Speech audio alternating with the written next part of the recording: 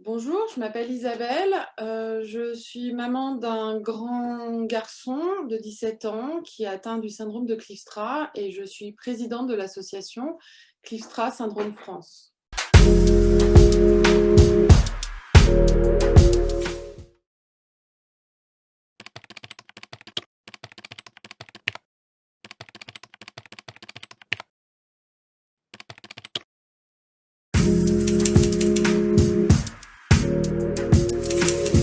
Il y a eu un diagnostic de syndrome autistique pendant 10 ans, puisque les personnes atteintes du syndrome de Kleefstra, pas la totalité, mais ont des traits autistiques. Dans les écrits, j'avais le chiffre de 80% quand même.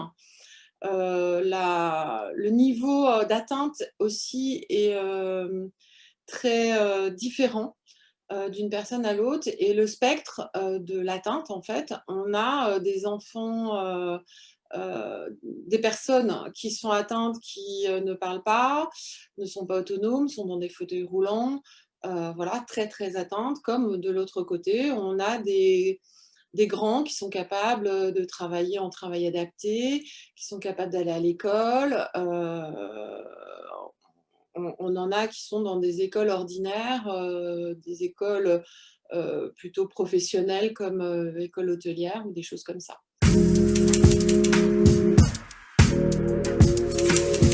C'est notre neurologue qui nous a donné ce diagnostic. Il avait des traits quand même très autistiques, à part une hypersocialisation, donc qui était complètement, mais des stéréotypies, des troubles du comportement, des problèmes de sommeil, voilà. Il y avait beaucoup, beaucoup de points, des retards dans les apprentissages, qui engendrent effectivement que ce diagnostic a été posé.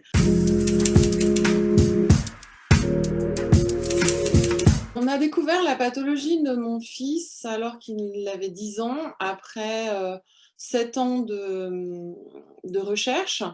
On était sur une piste d'une autre maladie rare qui, au bout de plusieurs analyses de plus en plus poussées, se sont avérées que ce n'était pas cette maladie.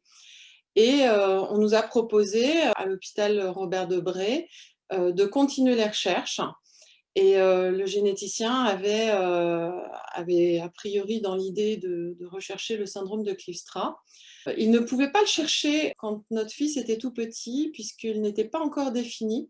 C'est une maladie rare et jeune, surtout, puisqu'elle était finie depuis 2010 seulement, par le docteur Kleefstra qui est en Hollande.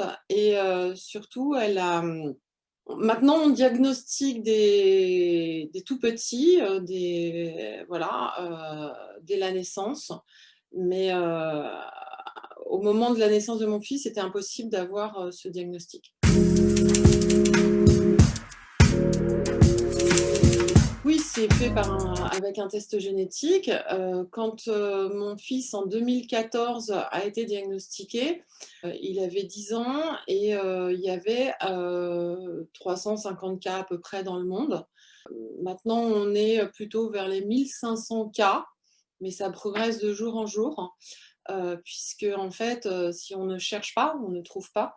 Et la tranche d'âge, à notre connaissance actuellement, dans les contacts qu'on a pu avoir, les écrits qu'on voit passer sur les groupes de parents dans le monde entier, c'est de 0 à 48 ans. Voilà, donc